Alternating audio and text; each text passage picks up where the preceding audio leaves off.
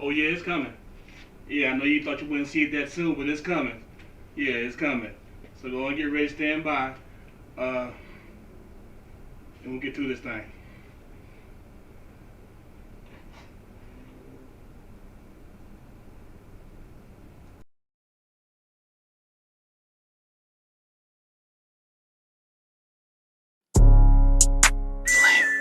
Snacks in the building. Movies, baby. Blacks in the building. Video games. Gunsons in the building. Music, everything. Yes, you want his PreGame favorite season building. Woo! PreGame. PreGame. Flint water. PreGame. So it's blacks PreGame. and snacks. Blacks, PreGame. snacks. PreGame season 5. PreGame.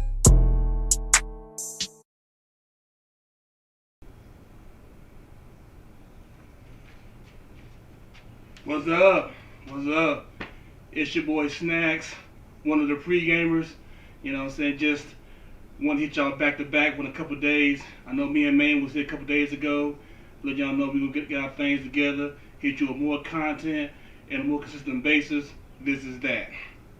Today it's me solo, Snacks by myself, and it's gonna be the preliminary episode of the Sanctuary Synopsis. But before all that, shouts out to the other pre-gamers, Jerome, Rome, my boy Maine, the Ashen one, hey, done son, putting me on, and Mr. Fourth Quarter himself, Bobby Clutchfield. Before we get to that, anything going on, look, we finna get to this show, make a quick, wrap up some recent movies that are going on, and then we gonna hit some old movies, new streaming movies, and we're gonna get out of this thing real quick just to let you guys know. Before we end this stuff, toast to freedom.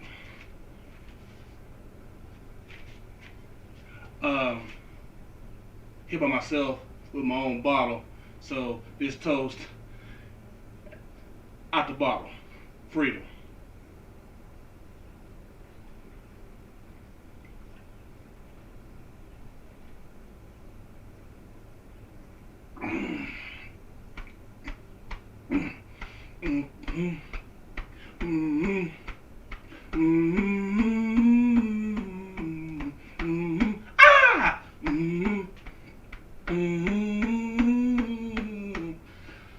Woo!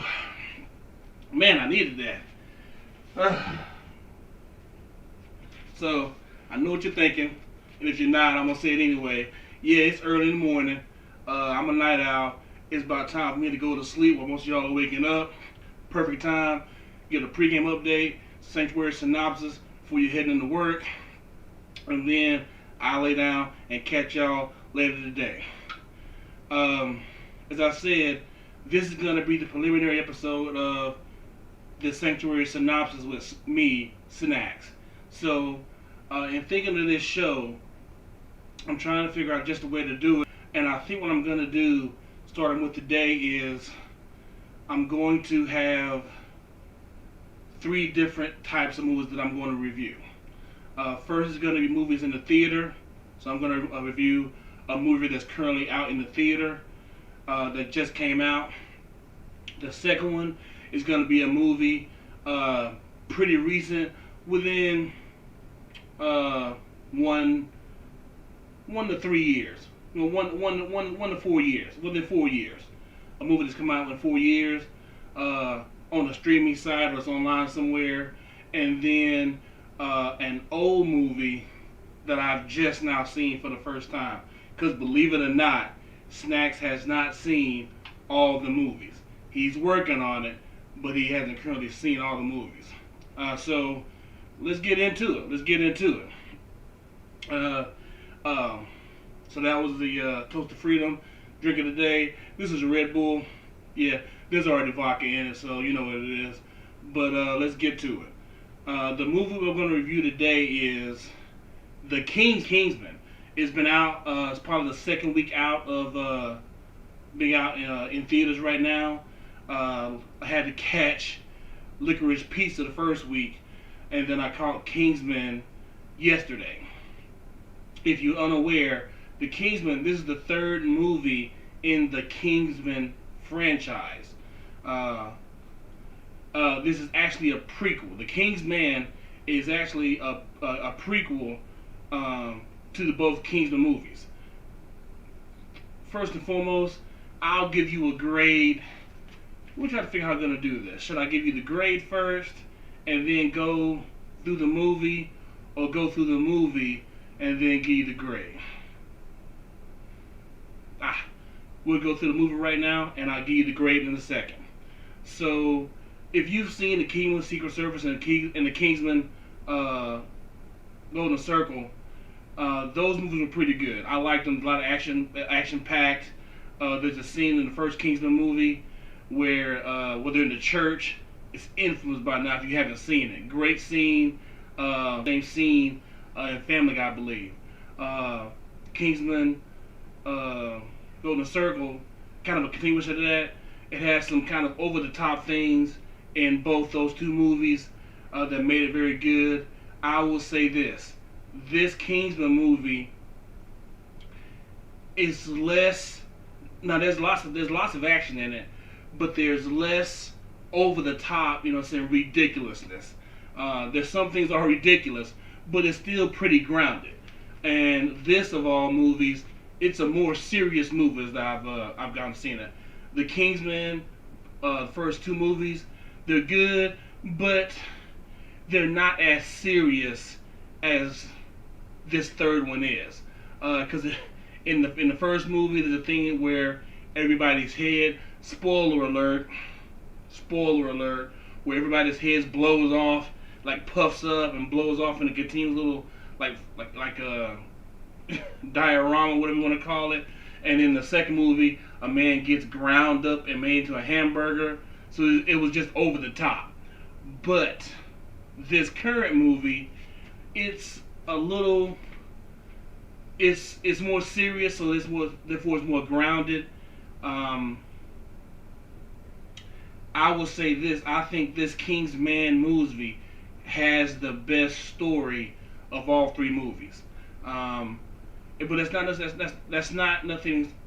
something that's out of the ordinary. As we've seen, or as I've seen recently, movie franchises are kind of iffy. The first movie may come out and be okay, and then you come up with a second movie. The second movie can sometimes be a sophomore slump, and then if they're lucky to get a third movie, that third movie sometimes can just bring the franchise right back to where it is. I'm thinking of particularly the Mission Impossible franchise. The first movie was good. The second movie, not so much in my opinion. The third movie brought it back, and they made it a franchise. And then the fourth movie, Ghost Protocol, it really just kind of brought the whole thing to life. And in my opinion, this Kingsman movie has the ability to bring this franchise into life for more and continuous stories down the line. A lot of serious acting, great actors in it. Ralph Fiennes,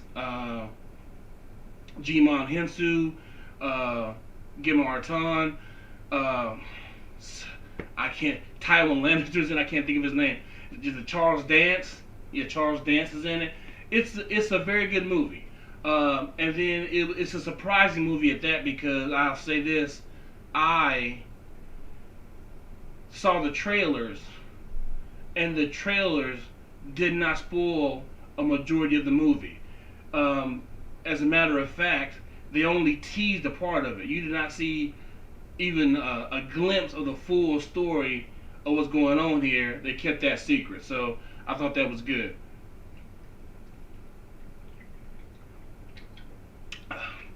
That being said, as I'm doing these synopsis for the movies that are in the theater, I'm never going to spoil the movie for you. I'm not really going to give out that many details. I'm just going to give you my opinion of the movie by itself. For the streaming movies that are online, same thing, because within 4 years, I don't want to spoil that. We had a rule, you know what I'm saying, the pre-gamers and the hub hooligans had a rule where if the movie's 10 years old, is what it is. spoiler alerts are good, but if you haven't seen the movie in 10 years, look, I'm sorry, I can't help you. So that's what we're gonna do. So I'll tell you this: the story takes place at the onset, right before the Great War, which what we now call World War One. But since they thought that was going to be the first and only war, they typically didn't call it World War One. They called it the Great War. So it's on right before that. It's very serious. It has some silly parts in it too, but it's mostly a serious movie, serious plot, great story, good acting, lots of good action, some surprises for you, all the way through surprises, all the way through the end. And that being said, I will have to give this Kingsman a strong B plus, A minus. I mean, I was. It could be because I didn't expect it to be that good or to have that good of a story, but it caught me off guard and surprised me about how good it was. So I'm gonna give it a strong B plus. Strong B plus. If you're a fan of the franchise, you should definitely see it. It's very good, very good. So there you got it. The Kingsman in theaters now. Catch it if you can. Snacks gives it a solid B plus. Solid B plus. Moving on to the second one, streaming movies. I just happened to catch a movie called The Ballad of Buster Scruggs. The title is stupid. It's horrible. It's on Netflix. Happened to catch it. It's a Coen Brothers film. If you're not familiar with the Coen Brothers, that's the gentleman behind No Country for Old Men, which is a great movie. Miller's Crossing, an underrated but great gangster movie. If you haven't seen it, I suggest you see it. Miller's Crossing. But The Ballad of Buster Scruggs is kind of an ensemble kind of movie. Just when you think this person is going to carry the rest of the film, something happens and that person does not. Just when you think this is going to happen, something derails the plan. It's constantly going through what you think is going to happen, and then back to, oh wow, that came out of nowhere. Oh, that came out of left field. It's very good. A lot of good actors. Some of them probably like not big names. It's action packed. Good story. A lot of little vignettes. So it's just kind of different scenes that aren't really interconnected, but the movie is solid as a whole. I would give The Ballad of Buster Scruggs a B. Just a B. Maybe a B minus because you kind of want a little more, but I think it's a solid movie, and the Coen Brothers typically don't put out bad movies. It can happen, but this is the one. This is a pretty good movie. I'll give it a B. A B, not a B minus, not a B plus, not a strong B plus, just a B. The Ballad of Buster Scruggs on Netflix right now. Catch it if you can.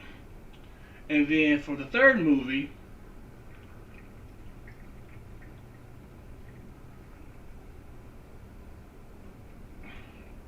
man, that was good. For the third movie, it's a movie that I've seen around but never actually watched myself. To most moviegoers, when I say I haven't seen this movie and just saw it a couple of days ago, you're gonna be like, "How you just look? Things happen. I can't catch them all." Saying the Pokemon thing, I can't catch them all at the same time, so I gotta catch them when I can see them. But the movie that I just happened to see was Good Will Hunting, starring Matt Damon, Ben Affleck, Robin Williams, the late great Robin Williams, and Stellan Skarsgård, and Minnie Driver.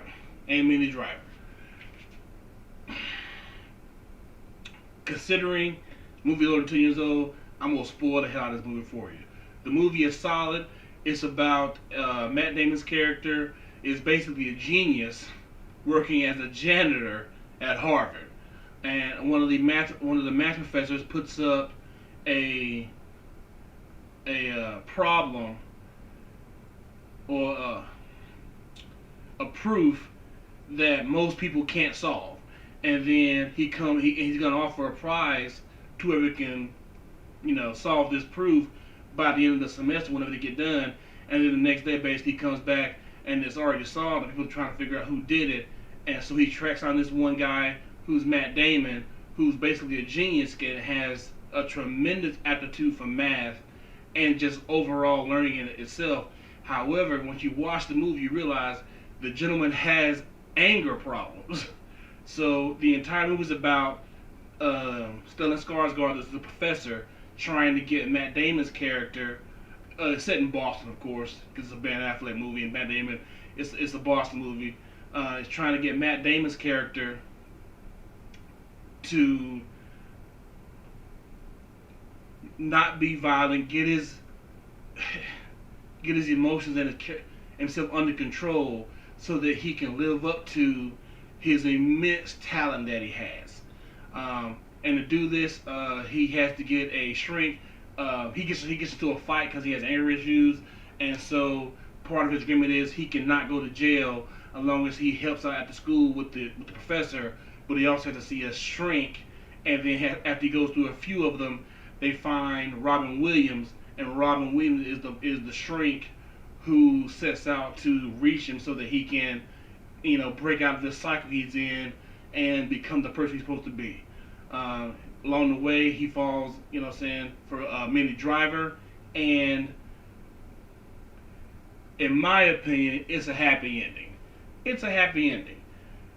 People have said so much about this movie since I've heard about it. They said it's the one of the greatest of all time. Sometimes people have said that.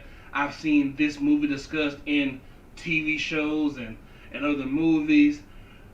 Maybe because it got so much hype before I saw it. But it's a good movie.